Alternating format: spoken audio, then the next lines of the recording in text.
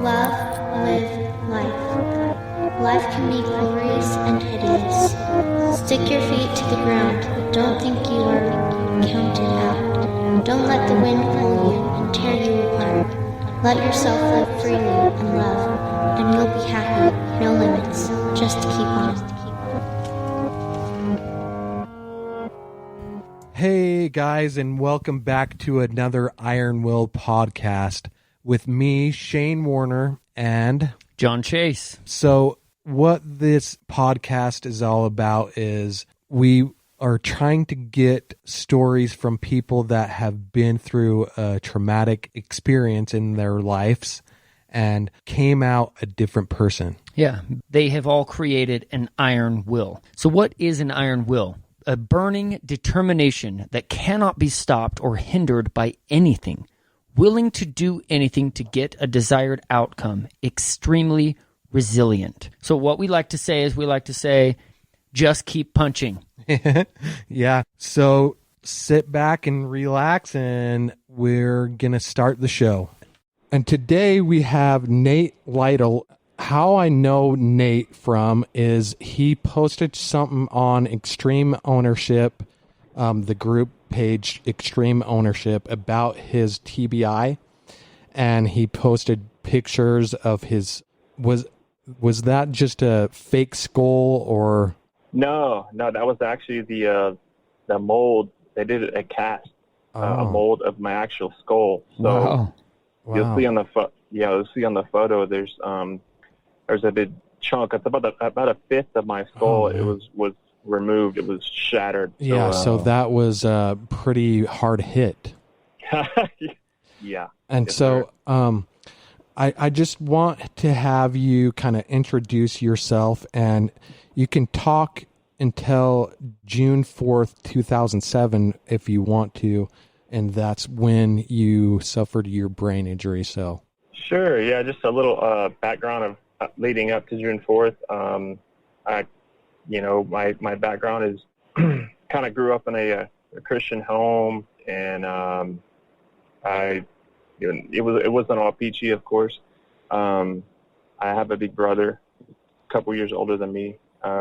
He basically showed me how not to live, starting junior high and high school. He's locked up right now. He's been in prison most of his life, and so from about junior high on, I chose real quickly to say, I'm going to just completely do a 180 from what my brother's living. So, that sounds like one of your first lessons in life. You learned how not to be from your brother. Correct.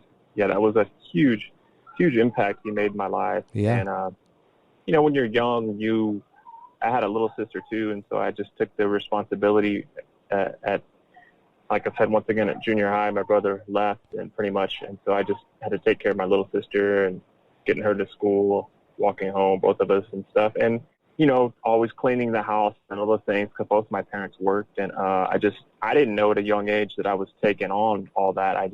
It had to be done, So as you mature and you get older and you kind of look back, you're like, I'm thankful for my childhood because it helped mold me to be a very mature adult. But I also missed out on a lot of, a lot of things that just being a normal kid could do, I guess, That's just part of life. So where did you grow up? So I was born in Corpus Christi, Texas. My dad, he's only had 3 jobs in his life. And he was at the drive-in theater when he was young. And then he worked with Caterpillar engines, rebuilding them. He's the one that showed me how to work on engines and stuff like that at a young age. So he took a transfer to Victoria, which is about an hour and a half north of Corpus Christi, Texas. And Victoria's a small town. It's about 65,000 people. Mm-hmm. That's where I did all my school years, until I went to the military. Yeah. So elementary through high school. And what branch did you join? I served in the U.S. Coast Guard because my thing was that watching, again, my brother kind of just watching him kind of, suffer through life and self-imposed, suffering, basically. Right. He making so many bad decisions. I wanted to get away from the dysfunction that I kind of grew up around and make my own path, because, when you grow up, as you're growing up, your friends are saying, oh, you're going to be just like your big brother. And it's like, man, I heard that, forever. Heard that all your life. Yeah. And it just gets old. So I graduated. I wanted to get out of school real quick, and so I graduated when I was 16 as a junior, and had to wait about another solid year because I had braces on. They wouldn't take me into the service because I had braces on. So they kept taking me every month. I said, "Come on, take these things off so I can go." Hurry up. 9/11 happened, and I said, "Oh my gosh, I got to wait another 6 months." So they finally got them off, and in April of 2002, I shipped off to basic. Wow. For the Coast Guard. So can you tell me what the Coast Guard was like for you? Like, what lessons did the Coast Guard teach you? To me, the core values is, honor, respect, and devotion to duty. And that's, I think I was really drawn to that because the core values, it was so much about dedication to duty and devotion to the guy next to you. And I wasn't, I had looked into other branches, but I've been surfing most of my life. Yeah. You know what I mean? And I knew that if I went to the Coast Guard, I'd be closer on the water, Yeah, for sure. Yeah, good call.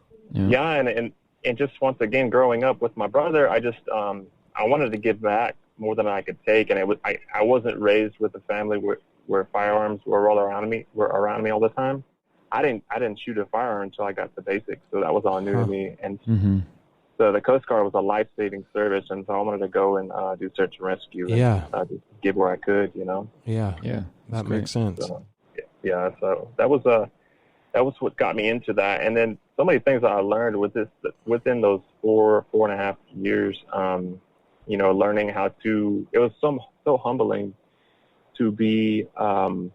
Just to back up a little bit, I got into ministry doing, serving at the church and stuff with students, like my age. And that was while you were in high school or what?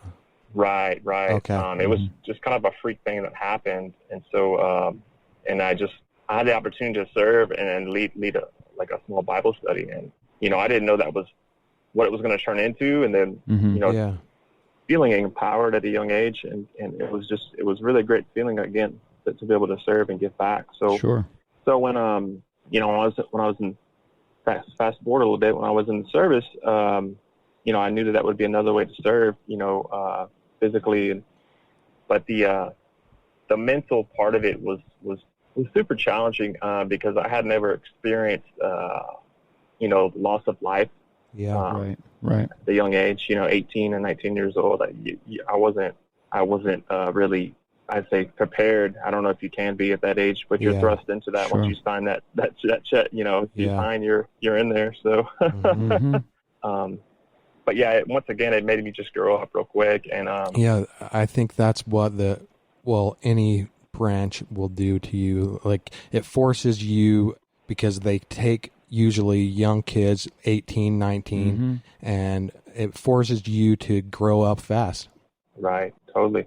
It's almost like you don't have the choice, once you're in. I mean, so, but I also did not want to grow up with regrets. That's just one of my things. I didn't want to grow up with regrets and be 30 or 40 or 50 years old and say, man, I should have done that. Right. So I was, I mean, no joke, I was freaking terrified, man, because like I said, kind of growing up in a Christian home, man, it was all about the respect and which I'd always dug that, but not to the extent where it's like it was you're going to demand respect when you go in service. And so kind of backtracking to what I was saying earlier was that I thought going into the service was like I'm gonna go into a point of leadership, because most of my life being young, I was leading students and younger kids. Go into the service, man, it was so humbling, because that was the first thing they taught me was you got to learn how to follow before you can lead. And I'm thinking, man, I'm starting all over. Yeah. Yeah. humbling. You were put into it thinking you were going to be the leader automatically, and you soon learned that that wasn't the case. Oh, totally. Yeah, you're just basically almost a number when you get there with 80 plus people, 82 people, Yeah, 82 people sure. or so. Yeah. So yeah. So can you tell me about some of the, like, what was your MOS? So in the Coast Guard, you know, I know you're saying MOS. They just call it just like it is in the Navy. They call them rates, which is the same thing as MOS. Okay. But yeah, so the Coast Guard's so small that when you come out of basic, you go straight to the field.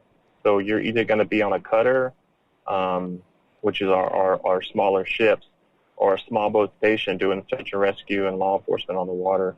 That's usually your two options until you can get to an A school, because the Coast Guard's so small. Once again, there's usually a waiting list to get to A school, so to advanced training. So I was sent to a small boat station in freaking Michigan. Wow. Which I didn't even know they did the Coast Guard on the lake. So, Hey, Who knows, huh? those lakes are giant. Oh, they are, man. I was born by one. I was born right outside of Detroit, near Lake Erie. Oh, okay. Yeah. Yeah. We were on Lake Huron, and I was in Fort Huron, and then later again in Saginaw, Michigan. But yeah. So we were doing a little different than the coast where it's like surfing and that kind of stuff. It's not quite the downtime isn't the same. Oh no, it's so different. It's beautiful though. I mean, you know, but you got a couple months of beautiful weather in the summertime, but it seemed like the amount of months of cold and ice was the amount of heat and humidity here in Texas. You know, it's it's polar opposite. But, Sure. So yeah, I didn't get to go to advanced training until about 8 or 9 months. So my first duty station was Fort Huron, Michigan, at a small boat station, and it's basically on the job training right there in the field. You have to make watch, be a watchstander, because everything revolves around the watch about the radio taking calls, you know. And once you make that, you can make crewmen, you know, to do search and rescue and stuff, and do once again in law enforcement. So you're pretty busy. It's almost nonstop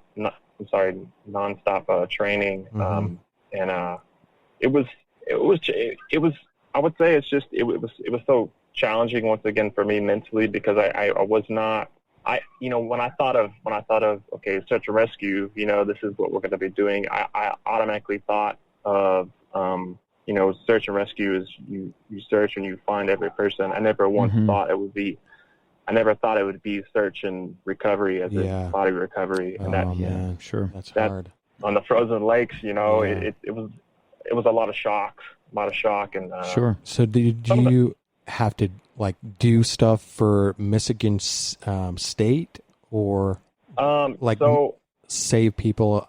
That's what I mean. Yeah. So our area of responsibility was huge all up and down the lake, and we shared that lake with Canada and Michigan.